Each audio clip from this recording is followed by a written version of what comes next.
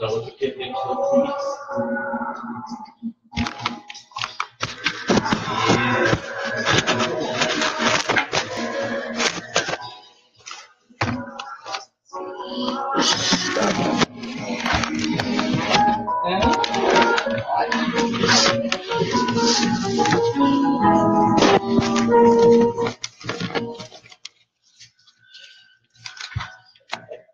Bem, a gente são 11 horas em ponto e o programa Encontro Marcado e a Rádio Revolução,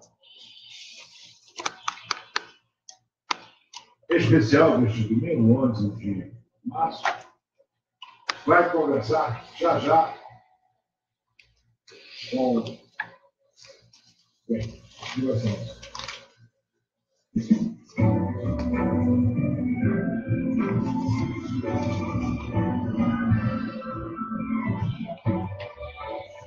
Personalidade.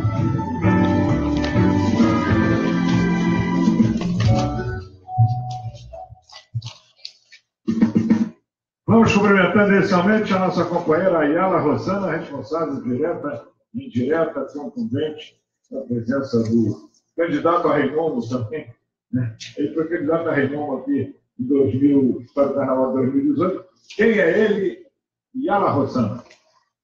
Bom dia, os ouvintes da Rádio Revolução, programa Encontro Marcado. Obrigada por mais uma vez eu estar aqui com vocês. Washington, museólogo, formado pela Universidade Federal de Goiás e turismólogo pela Universidade Estadual de Goiás. Fundador do Museu do Carnaval de Goiás e da Rede de Educadores em Museus em Goiás. Atua com memória, patrimônio, educação e turismo.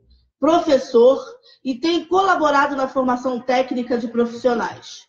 No campo artístico, esteve na Corte do Carnaval Goiano e foi finalista a Rei Momo agora em 2018 no Rio de Janeiro.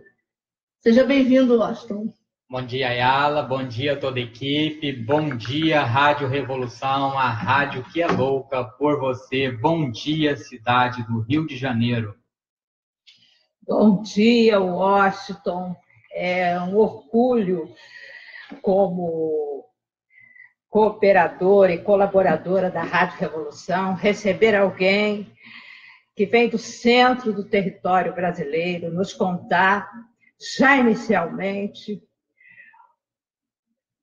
um pouco sobre as tradições, a história daquele espaço do nosso território. Que aqui no Rio de Janeiro, no meu olhar, a leitura que eu faço, não conhece muito bem a grandeza de Goiás. O que você diria para os nossos ouvintes? As dicas, quando eles forem escolher uma viagem turística, um passeio, ou for para fazer uma pesquisa a Goiás, o que eles não devem deixar de visitar? Bom, Goiás, assim como Rio de Janeiro, a cidade de Goiás, antiga capital do estado, berço da cultura goiana, que teve seus alicerces a partir da chegada das bandeiras paulistas e que não posso deixar de fazer alusão aqui à dizimação dos índios guaiazes naquele período, né? E que, ora, nesse contexto histórico, a cidade se torna patrimônio cultural da humanidade, assim como o Rio de Janeiro. A cidade de Goiás é patrimônio cultural da humanidade, é uma cidade de 280 anos, assim como também temos o Vale de Maitreya, que está na Chapada dos Veadeiros, que é patrimônio natural da humanidade, ambos patrimônios consagrados pela Unesco, e são destinos turísticos importantíssimos a serem visitados. E Caldas Novas, ela fica em Goiás, não é? Caldas é a região das águas termais, é um outro destino turístico que nós temos no nosso estado, né? Claro que nós estamos falando da região do ouro, né, que é Goiás, Pirenópolis, a região dos negócios, que envolve a capital, né, onde também tem o Circuito da Fé, a cidade de Trindade, onde temos aí a Basílica, né, do Divino Pai Eterno, e também, né, as águas termais que envolvem Rio Quente, Caldas e outros destinos turísticos. Eu acho que Goiás ele é muito conhecido através desse destino das águas termais, que é Caldas Novas. E agora, na Semana Santa, você falou da Semana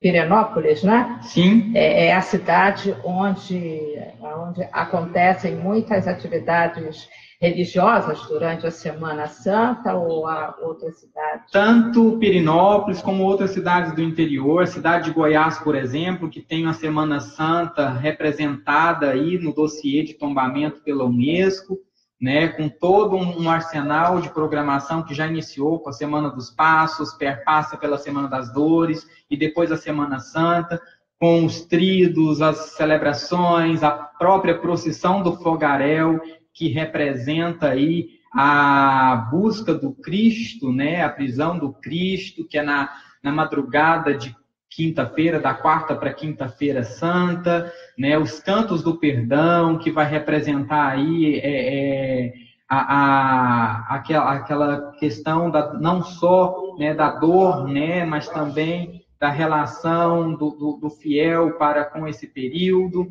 e uma série de outras programações que na sequência vem o Tríduo Pascual, na Festa do Divino, que foi no Rio de Janeiro homenageada da Caprichosos de Pilares, Goiás, um sonho de amor no coração do Brasil.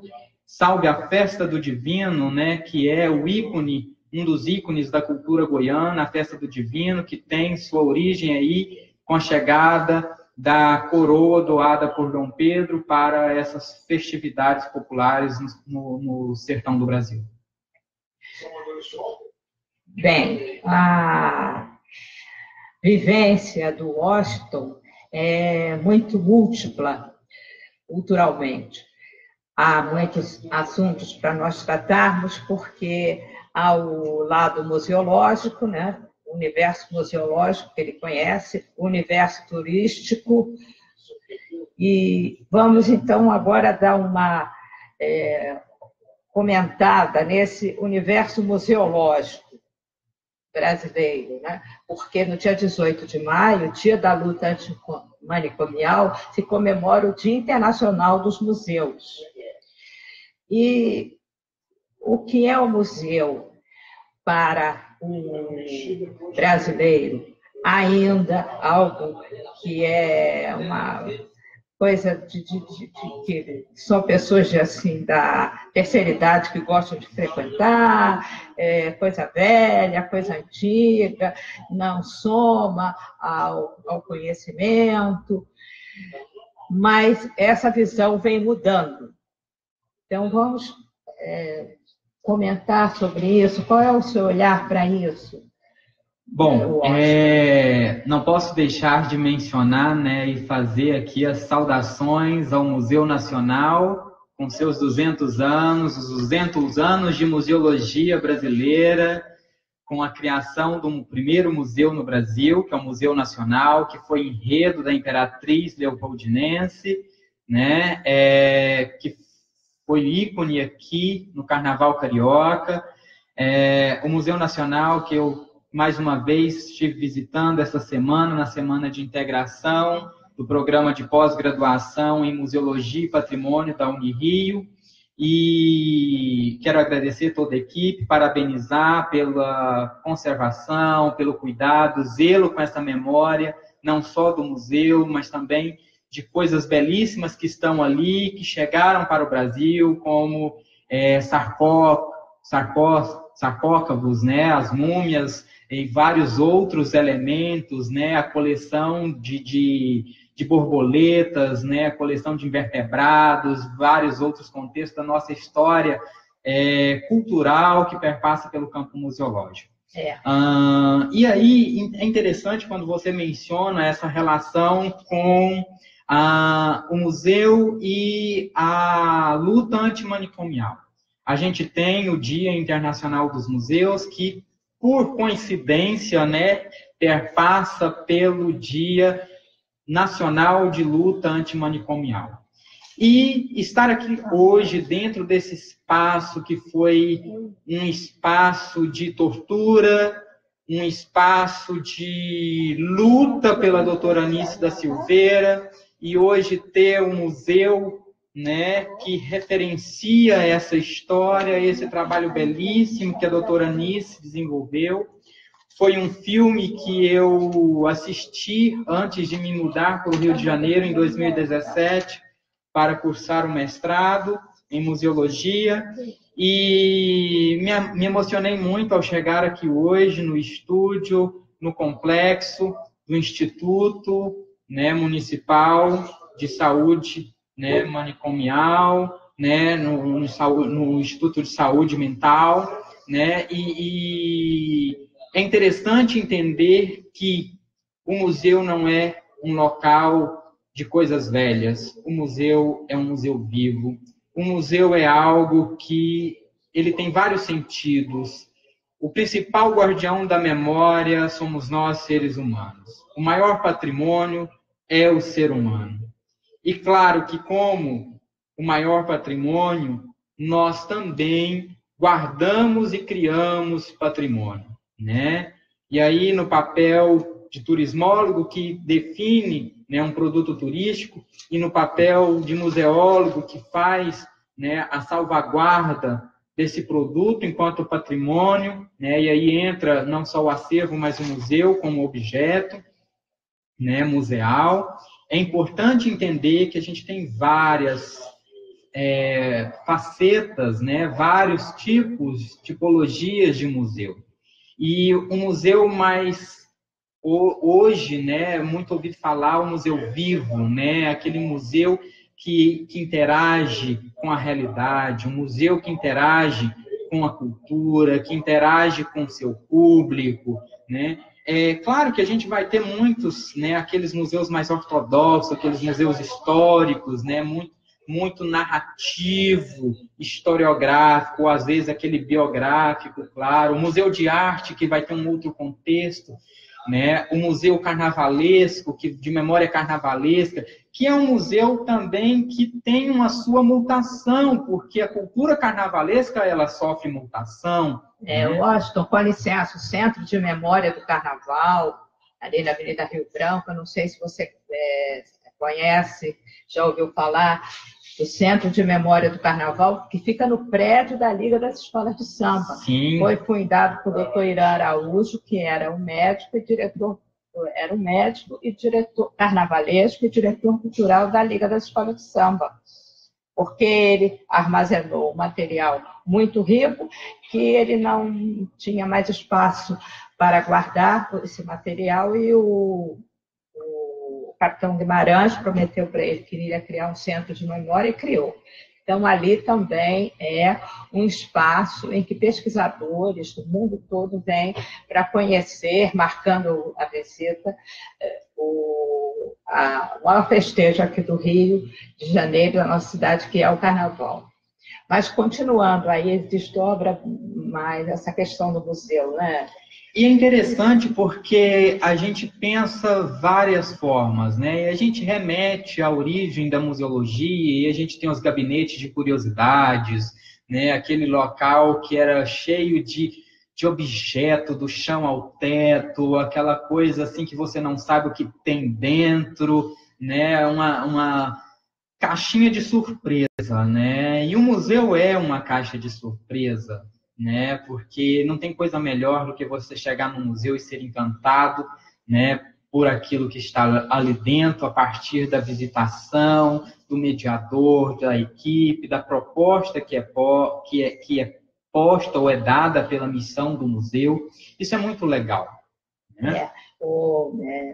Washington, o Museu do Holocausto, lá em Washington, quando ele foi criado, é um museu que, quando você sai de lá, você sai com o coração partido, despedaçado, mas é para não esquecer para os visitantes não esquecer e conhecer que existiu para que não exista mais. A mesma questão é nosso Museu da Escravidão, que é um projeto de ser lançado aqui na cidade do Rio de Janeiro, o Museu da Escravidão, outra pecha, outro estigma da nossa história. E vou um pouco além ainda, a gente já tem elementos aí no Rio de Janeiro, especificamente, que já suscitam essas questões, como são os museus que abordam a museologia social, como é o caso de Manguinhos, como é o caso de outras regiões aí que vão trabalhar essas questões, né, como o fato, né, a gente fala espaços que foram invadidos, mas que não são esteticamente invadidos e que, obviamente, essas comunidades elas só se conseguiram ser, né, e um pouco mais valorizada a partir do momento que ela perpassa pelo campo da museologia para sustentar, né, o seu trabalho, o seu valor enquanto cidadão.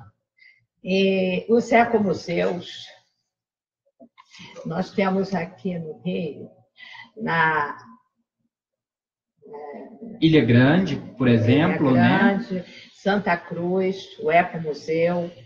Eu fui lá uns 3 anos, eu não conhecia, é extenso e é pouco conhecido, porque ali também tem um papel histórico, mas tem um papel natural, né? É como o Museu Nacional. O Museu Nacional é um museu, né, de essência da natureza, né, que fala essencialmente da natureza. E também a transformação das casas das moradias da nossa história, de elementos da nossa história, de pessoas da nossa história, que são transformados em museus. Sim, e não poderia deixar aqui de fazer menção a Hugues de Varrine, né, o francês que define, né, essas questões teóricas, né, da ecomuseologia. E aí a gente pergunta, né, o que é um ecomuseu, né? É um museu que vai trabalhar questões ambientais? Não, né? Muito mais que isso. É um museu, é aquele museu que tem o papel de trabalhar em conjunto com a comunidade, né? Essa foi a premissa, né, definida ao termo ecomuseu. E claro que, como toda e qualquer área, como todo qualquer campo de estudo, ele vai sofrer suas alterações, ou às vezes suas interpretações a partir de uma epistemologia, de uma nomenclatura, a partir da mudança que se dá de região para região, de onde o termo foi surgido e ora onde o termo é executado, ou diria, né, está atuando, né, esse termo. Então, são situações, são nuances que perpassam aí num conceito teórico que vai além da academia, vai além da nossa percepção enquanto espectador, né? E é muito interessante entender isso e aprofundar um pouquinho para entender também como é o caso dessas comunidades, qual é o papel também social desses museus. E lembrando que o papel social ele não é só desses museus de temática social, mas também de toda e qualquer instituição que tenha, né, toda e qualquer instituição ela tem que ter um papel social. E o museu ele nasce para uma finalidade, obviamente ele ocupa hoje um papel muito social na comunidade. Washington, eu estou surpresa com tantas jovens, tantas pessoas que estão escolhendo a graduação em História. E me perguntam, porque eu fiz História, mas o historiador vai fazer o quê? É só dar aula de História? Não, há um leque enorme de opções. E o museólogo? Tá aí, é um prato aí para você oferecer para esses jovens que estão buscando um ofício e que se encantarão certamente com o papel de um museólogo. Sim, uma boa pergunta, né? Uma boa explanação para ser feita. O que fará um museólogo? Qual é o passo? Aí eu vou fazer uma brincadeira, né? Quando eu entrei no curso de museologia, eu sou da primeira turma de museologia da Universidade Federal de Goiás. Não posso deixar aqui de agradecer os meus mestres. E aí, o que acontece? Que instrumento você toca, né? Quando me perguntavam, né, quando eu falava, faço museologia, que instrumento você toca? Eu falei, não, eu não sou músico, eu faço museologia, vou trabalhar com museu, com memória. Ah, tá. Tá, mas o que faz um museólogo? Vai trabalhar com coisa velha? Não, muito mais do que isso, né? O museólogo, ele vai planejar, ou melhor, desenhar política pública de cultura para museus, para a cultura do município, para a cultura do estado, para a cultura da nação.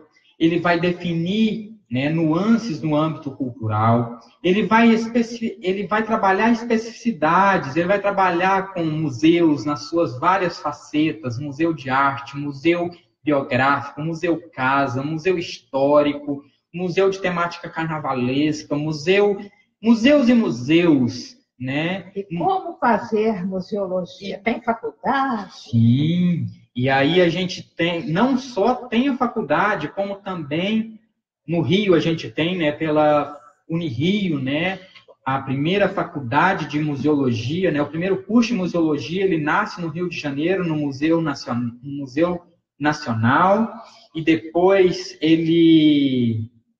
no Museu Histórico Nacional, e depois ele é incorporado à Universidade do Brasil, a Unirio, né? É o curso mais antigo do país, e sequencialmente com o Reúne, amplia esses cursos pelo Brasil, e hoje nós temos aí várias especializações, programas de pós-graduação em museologia pelo país. Existe aquela que caminha pelo lado mais científico, aquela que vai caminhar pelo mais profissional, mais prático, né? Que vai ter aporte no teórico, mas também a vivência prática. O museólogo, de acordo com o Conselho Regional e Conselho Federal de Museologia, e pela lei, né, de regulamentação do profissional museólogo, que é de 18 de dezembro de 1984, a lei número 91.775, né, que vai ser, então, sofrer alteração em 15 de 10 de 85, né, com relação ao Código de Ética do Profissional do Museólogo, tal, que perpassa aí, né, nas esferas autárquicas, né. É um profissional com profissão regulamentada desde 84, com Conselho Federal, Conselho Regional. Todo museu, seja ele público, privado, seja ele pequeno, médio ou grande porte, tem que ter um museólogo dentro do seu organograma, conforme a regimentação da lei, né? O que isso não vem acontecendo, infelizmente, e aí eu faço, né, a chamada de atenção para os profissionais que reivindiquem seu papel. Faço aqui como profissional filiado ao COREM, né, ao Conselho Regional de Museologia, que, né, reivindique, né, a atuação, né, e a organograma, né, das instituições museais, a atuação desse profissional, né. É interessante entender que o museólogo também não vai atuar somente em museu, como já foi dito. Ele pode atuar em jardim botânico, ele pode atuar em zoológico, ele pode atuar em média, pequena e grande empresa, ele pode atuar em biblioteca, em arquivo. Por quê?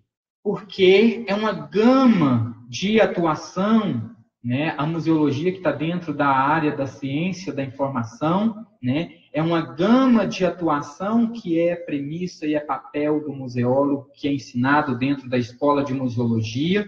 E aí eu não posso, né, deixar de agradecer especificamente a todos os mestres, né, são vários teóricos, nós temos teóricos brasileiros que são referências internacionais, teóricos brasileiros que presidem os conselhos internacionais de museologia, né, o ICOM, por exemplo, e suas ramificações no campo da museologia, seja no Brasil e seja em outros países, né? São pessoas de alta representatividade.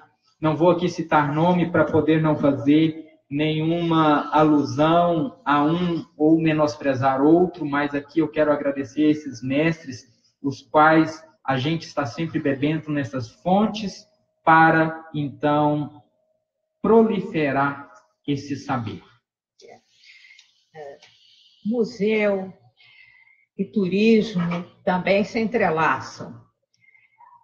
E o turismólogo, o Washington, diga lá, professor, o nosso país é um rico potencial em turismo. Tem muito que mostrar, beleza natural, beleza artística.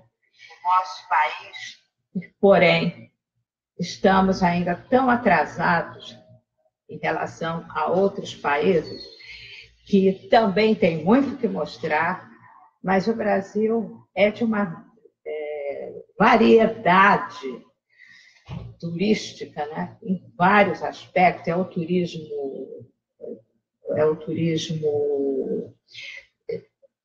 profissional, profissional não, quando os empresários, empresarial... Turismo de negócio. Turismo de negócio, exato. É o turismo de negócio, é o pesquisador que também vem e faz o seu turismo, e vai por aí. É uma gama enorme de subdivisões, de categorias de turismo, não é? Sim, sim.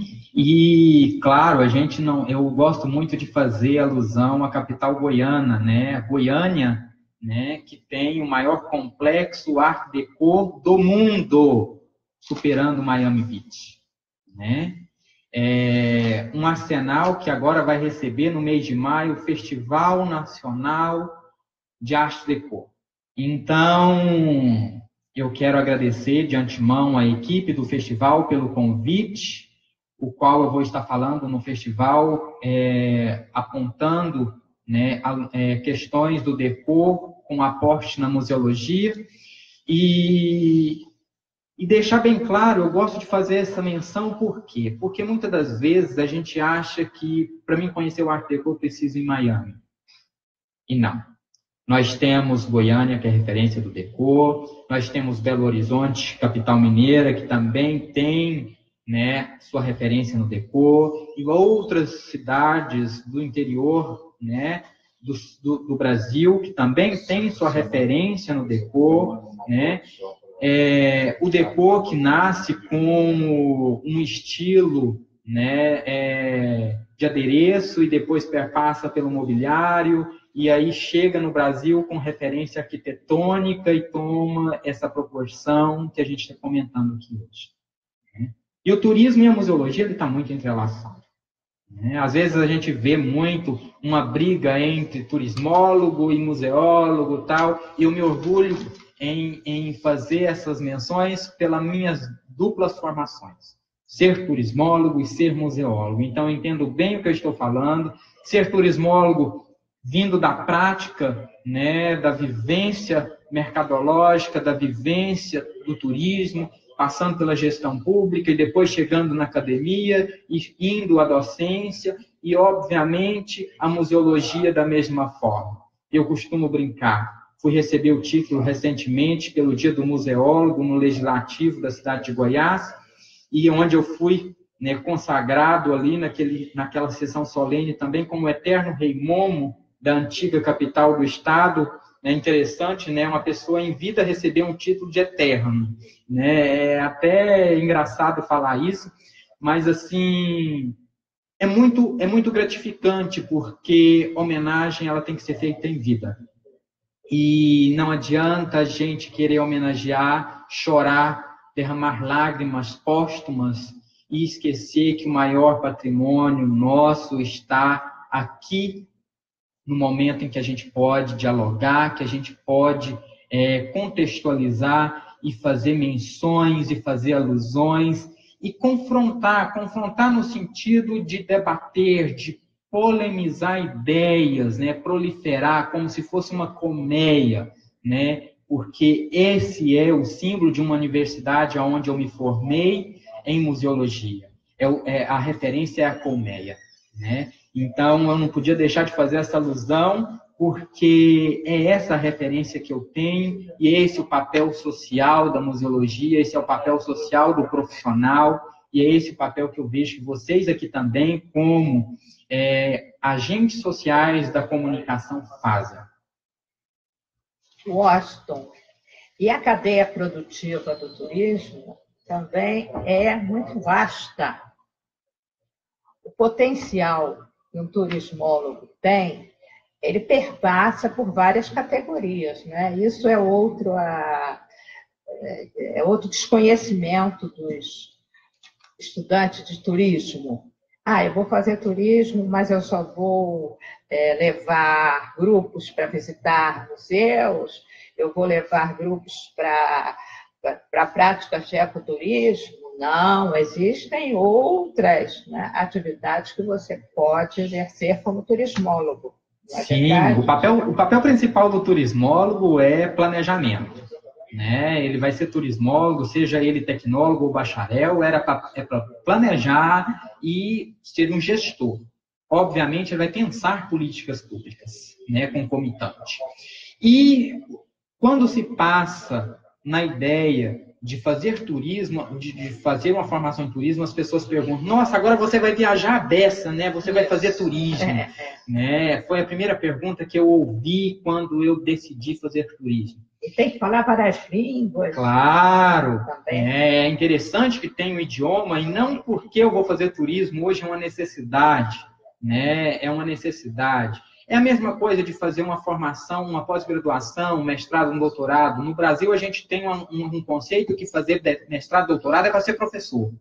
Fora do nosso país, mestrado, doutorado é algo corriqueiro, onde as pessoas fazem porque é necessário e é uma constância. Eu, no papel de educador, no papel de formador de opinião, no papel de professor, eu preciso de formações constantes, porque as coisas vão sofrendo mutações, mudanças, alterações. Eu preciso estar me ressignificando, me aperfeiçoando para poder ensinar e transpor esse ensinamento aos meus alunos. No papel de turismólogo, eu preciso entender todas essas nuances. Claro que, se eu vou conduzir um grupo, eu já não sou turismólogo, eu sou técnico em guia de turismo, que é um profissional com sindicato, com carteira registrada pelo sindicato, pelo cadastro de turismo, o Cadastur, junto ao Ministério do Turismo, com regulamentação, com lei diferenciada, e que a pessoa que, assim como qualquer outra profissão, se passa por, cabe responder legalmente na jurisprudência. Né? Eu não posso me intitular guia de um grupo. Por quê? Porque é uma profissão regulamentada. E aí eu faço alusão porque eu também sou esse profissional. Eu sou guia, eu sou turismólogo, eu sou museólogo. Então, quando eu estou guiando, eu sou guia. Mas quando eu estou planejando o turismo, eu sou turismólogo. E quando eu estou planejando o contexto museal, eu sou museólogo. Eu não posso ser turismólogo para poder fazer a conservação do museu. Né? Eu tenho que ser museólogo. Eu tenho que ser turismólogo para planejar a política pública do turismo, para poder planejar a gestão, para poder desenvolver um plano turístico, para ter visão do que é turístico ou que não é turístico, assim como o museólogo tem a visão do que vai ou não para a exposição, para a museografia, para o acervo, o que seleciona, comunica e expõe ao mesmo tempo, né? Então, são papéis distintos, né? Isso é importante mencionar, né? Eu não posso querer ser professor sendo aluno. Eu tenho que ter uma formação para ser professor, né? Eu tenho que ter conhecimento e domínio, né, para poder entrar numa sala de aula. Senão a coisa funciona na bagunça, e não é o papel, né? A coisa tem que ter gerência, né? Tem que ter gerência. Fazendo uma brincadeira aqui, como, né, vários enredos, né, de escola de samba já trouxeram essas sátiras, a coisa tem que ter gerência. Washington, você também falou aí do guia de turismo, o turismólogo, e se confunde, alguns confundem guia de turismo com agente de viagem. Há uma analogia aí? Qual é a relação do agente de viagem com o guia de turismo? O turismólogo pode ser agente de viagem, né? Ele foi formado também numa especificidade para ser agente. Ele vai ter várias nuances de atuação, uma delas como agente. E o agente é aquele que vai trabalhar, né, tanto na operacionalização, numa operadora que vai definir o produto, como também na agência que vai comercializar esse produto turístico, esse destino turístico.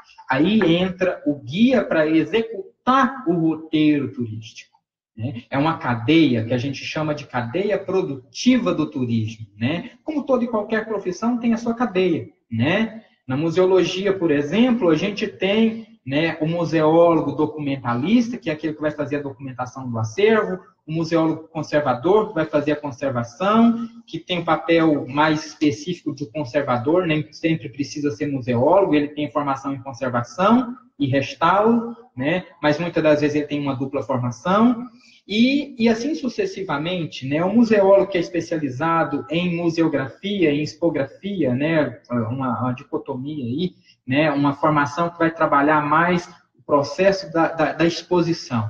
E assim sucessivamente. É aquele que vai ter a facilidade da gestão, que é o gestor, né? Sim. E repete aí para nós, para os ouvintes, o evento sobre Arte Deco, lá em Goiás.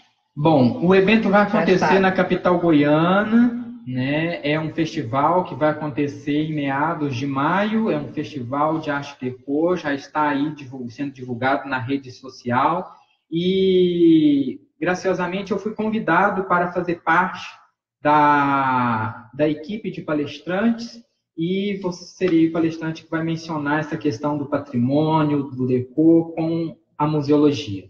Agora vamos voltar um pouco para o goiano. Como é que é o comportamento do goiano? Quando você for a Goiás, como é que ele vai ser tratado? Como é que ele vai tratar o turista, o visitante?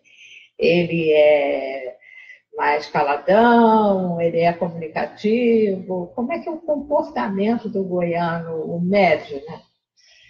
Eu diria, ele é hospitaleiro. E assim como uma publicação que eu fiz num dado congresso de turismo e também perpassando a gastronomia, o ato de bem receber do goiano é na culinária. E fazendo alusão, né, ao povo hospitaleiro carioca, obviamente, né? Cada um com a sua peculiaridade, o carioca com seu jeito malandro, despojado de ser, né? Que faz aí alusão do estereótipo carnavalesco, né? E, obviamente, o goiano, ele é um povo hospitaleiro, ele tem suas bases, obviamente, né? Um pouco arraigadas aí numa conjuntura pluricultural, diria assim, no contexto da cultura paulistana, pela forma que ele é colonizado, vamos dizer assim, esse território, apesar que já existiam os índios naquela época, quando chegam as bandeiras paulistas, mas, por outro lado, a influência a miscigenação, né, de povos, de culturas que vão sofrendo o território, que vai sendo perpassada ali dentro do território goiano, no centro-oeste, né? E não poderia deixar de fazer alusão ao Rio de Janeiro, porque hoje Goiás tem escola de samba, tem referência carnavalesca, né? Senão não seria Rei Momo. Senão não seria Rei Momo. Então, assim, é o meu objeto de estudo no mestrado em Museologia e Patrimônio na Federal do Rio de Janeiro. Né? Eu trabalho religiosidade no Carnaval goiano, né, as interfaces da religião de matriz africana dentro das escolas de samba do carnaval goiano, né? Então, e acontece assim, quando? O carnaval o carnaval goiano, diferente do carioca, o carnaval carioca ele começa em agosto, né, com o desmonte dos carros alegóricos, toda a preparação, todos os bastidores, ensaios nas quadras e tal. O carnaval goiano ele vai começar mais ali em dezembro, já janeiro, já mais próximo, né? Não é uma coisa tão intensa como o carnaval carioca e outros carnavais que a gente conhece, que até prolongam posteriormente. Portanto, é de se entender que tem-se referência, tem publicações, existem referências aí nas marchinhas, né? Por ser o interior, então a referência da marchinha de carnaval, né? Grandes ícones da música carnavalesca, como, por exemplo, Veneno, né? Que foi de Maestro João Ribeiro, cantada nos palcos de Paris, é da cidade de Goiás, né? Que foi referência de filme premiado no Festival Internacional de Cinema Ambiental, o FICA, que tem, né? Já ultrapassou sua 20ª edição na cidade de Goiás, né? Antiga capital do estado. Então, assim, fica o convite para, né, os cariocas irem visitar, né, esse patrimônio que não é somente dos goianos, é do mundo, né, a cidade de Goiás, que recebe todo o mês de junho, né, o Festival Internacional de Cinema e que tem, né, a sua solidificação pautada aí nessa cultura local, a partir de um contexto ambiental, que perpassa em discussões vastas aí, né, que recebe ícones, né, da cultura e da dramaturgia, do cinema, né, no Rio de Janeiro, para discutir a questão ambiental, né, em âmbito internacional, nas mesas de debate, nas conferências e nos fóruns que ocorrem lá. Até porque está localizada numa região, num bioma, que é o Cerrado, né? O maior bioma, né, que a gente tem, a gente transcende o que a gente tinha de conceito, que era a Mata Atlântica e outros, a né? Amazônia. Isso mesmo. E o Cerrado hoje está, né, superando, né, em tamanho, né, em extensão. E, economicamente, Goiás já passou por vários ciclos, né? O ciclo do ouro, o ciclo da pecuária, tem a cultura de pobre, ainda existe muito lá, é o feijão, o arroz, a abóbora, não é isso? Peraí, 15 para meio-dia, arroz e feijão, já senti até o cheirinho, né? Pois é. Saudade da comida de vovó, da comida de mamãe, enfim, né? Um abraço a todos aí. E é interessante fazer essa menção porque é uma menção, inclusive, que tem nas referências do Museu Histórico Goiano Zoroastro Astiaga, que foi um dos primeiros museus, foi o primeiro museu da capital, né? É um museu que nasce para contar a história do povo goiano, né? E tem um ambiente, uma ambientação dentro da sua museografia que vai tratar dessas questões do sertanista, né? Do sertanejo. E é interessante, né, quando a gente se pergunta, né, e os grandes centros urbanos perguntam, nossa, mas lá no Goiás, a onça anda no meio do asfalto, como é que é? O transporte é carro de boi, é charrete, como assim? Não, a capital goiana é um trânsito frenético, né, de congestionamento, de bueiro, muitas das vezes, sendo entupidos por uma má gestão ambiental, diria assim, né? As cidades históricas, na sua nostalgia e, ao mesmo tempo, nostalgia cultural, né? O ato do bem receber e aquela famosa coisa que a gente às vezes percebe em algumas regiões do Rio, que é o sentar na porta, na varanda, tal, né? E dialogar, de passar, falar bom dia, boa tarde, boa noite, e que são culturas que vão se...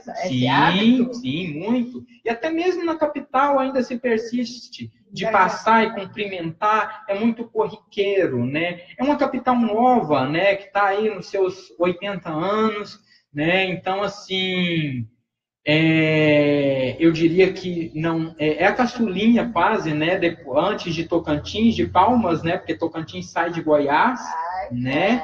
Então, Goiânia é uma das caçulinhas do nosso Brasil, né? Em termos de capitais, e é uma cidade que gastronomicamente está, assim como o eixo Rio e São Paulo, na gastronomia, né? Nas festividades, é um polo, né, de eventos, do turismo de eventos, é um polo de turismo desportivo, né, é uma referência no esporte, né, o autódromo Ayrton Senna, por exemplo, está na capital goiana, né, então, assim, a gente tem uma vasta, né, os rodeios também? Os rodeios, né? A gente fala festa de peão, ou às vezes agropecuária, né? Enfim, todas essas nuances, né? Então, a gente tem muito... As cavalhadas de Perinópolis, né? As festas que faz alusão à festa do divino, a luta entre mouros e cristãos, né? Então, toda essa cultura, né? Que está entrelaçada a essa vida cotidiana, né? Não tem como a gente se desmembrar, né? O que é totalmente urbano, do que é rural, né? É muito interessante isso, é junto e misturado, é um baião de dois. E a mineração, né? O níquel, né? O Goiás é considerado o primeiro em produção de níquel do Brasil, é isso ainda? Eu li qualquer coisa. Olha só, é uma informação que particularmente eu desconheço, mas particularmente, e aí a minha região especificamente é uma região aurífera, né, que é a cidade de Goiás e outras ali da região, Perinópolis, tudo, tanto é que na definição, né, do mapa da regionalização do turismo no Brasil pelo Ministério, a gente está inserido na região do ouro. Então, começa aí, né? O ouro saía dali, ele passava pela casa de fundição, ele passava pela Furna para chegar a Portugal, né? Com a chancela da coroa. E, por outro lado, a gente tem também a extração de pedra-sabão, né, que passa a ser uma referência no artesanato local, o artesanato regional, e, obviamente, a argila que torna-se uma referência, né, nas panelas de barro, as famosas paneleiras de Goiás, né, que eu não poderia deixar aqui de mandar um beijo, né, para elas, porque eu venho de uma família de paneleiras, né, e a minha avó era paneleira, minhas tias-avós eram paneleiras e formaram paneleiras que hoje estão na ativa, e é referência que está arraigado na família, né? Tanto é que quando fomos lançar a pedra fundamental do Museu do Carnaval, o primeiro objeto escolhido para entrar na urna, né, da pedra fundamental foi um objeto de cerâmica de uma paneleira da família. Né? Então, assim, por quê? Porque é uma referência. E elas são exímias. Né? Nossa, e aí fazendo alusão a essa questão da... Panelinhas pequenininhas e panelões. Oh! E aí, lata d'água na cabeça, lá vem Maria, né? Que é o ícone, né?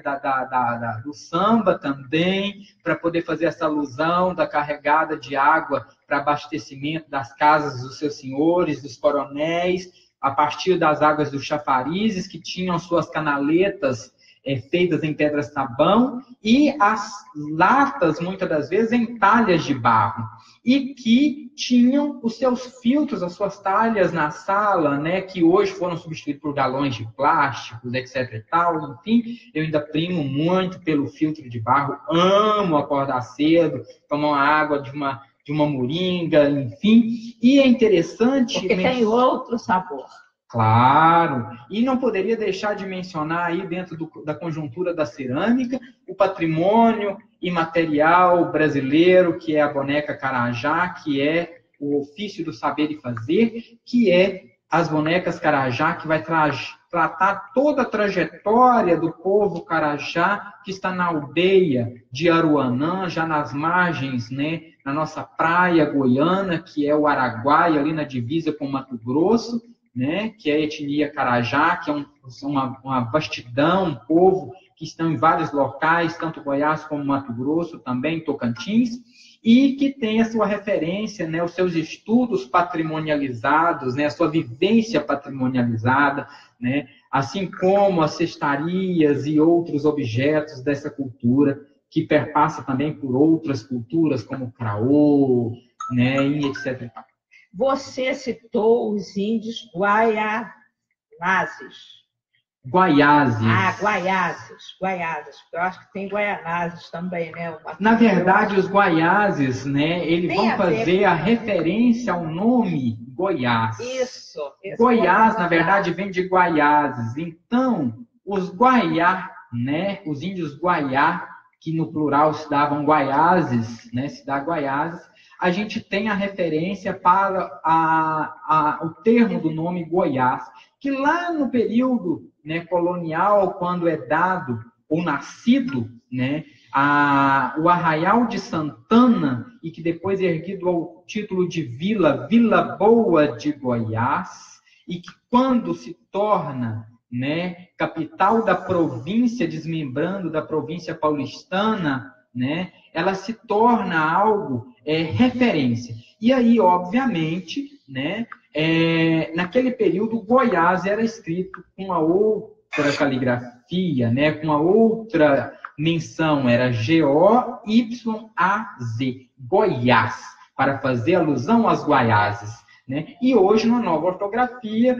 com IS acento agudo. Particularmente, eu voltaria à escrita original, que eu acho lindo, né? Essa sonoridade, né? Que vai não só da visualização, né? E aí nasce, né, o que a gente chama de ensino, né, das instituições de ensino, o liceu, né, o Liceu de Goiás, que até hoje ainda prevalece na sua escrita, né, o Goiás na sua epistemologia, né, com Y e Z. Professor Washington, está sendo de uma satisfação compartilhar com os meus ouvintes todo esse conhecimento tão amplo, tão brasileiro, tão variado, falando em turismo, falando em carnaval, falando em museus, assuntos que são tão caros para mim particularmente e para os nossos ouvintes, tenho certeza disso. Agora, nós estamos se aproximando do final e alguns nomes emblemáticos que nasceram em Goiás, que vocês desconhecem, né? Eu, por exemplo, estou me lembrando do ministro Henrique Meirelles, que nasceu em Goiás. É isso mesmo? Meirelles tem suas raízes, né, goianas.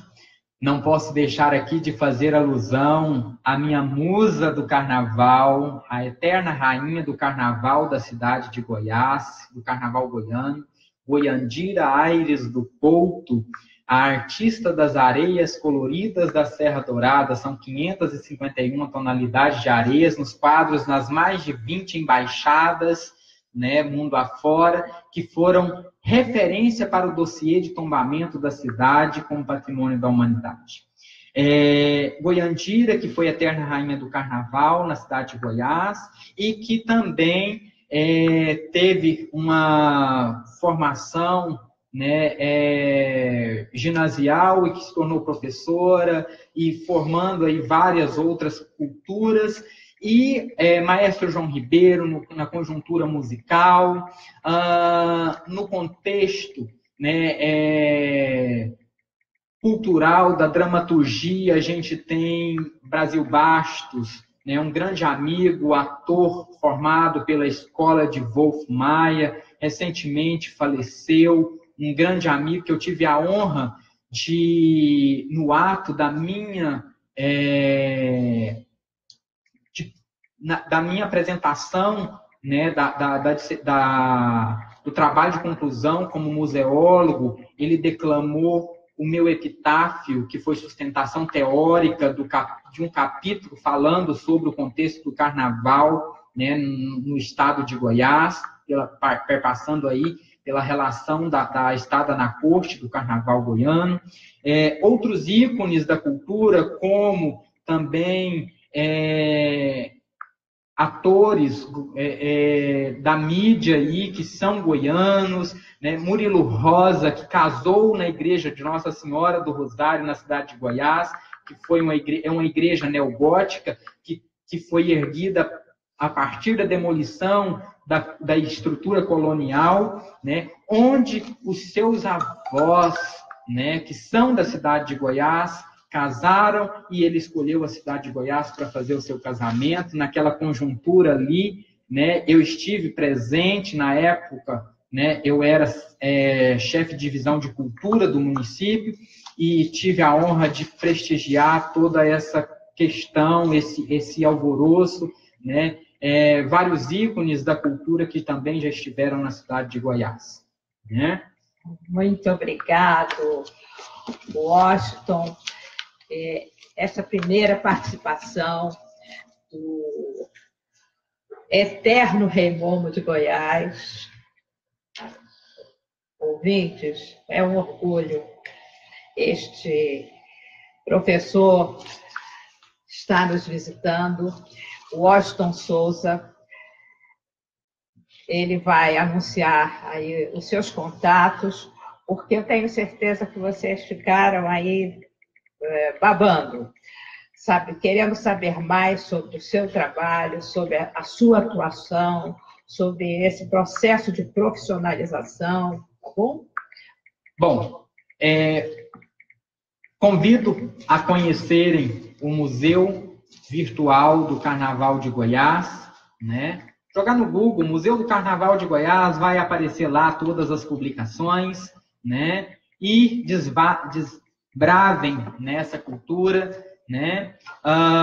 O Museu do Carnaval ele é itinerante também, virtual, preparando para abrir suas portas na estrutura ortodoxa, né? Aquela conceituação, né, do museu conceitual.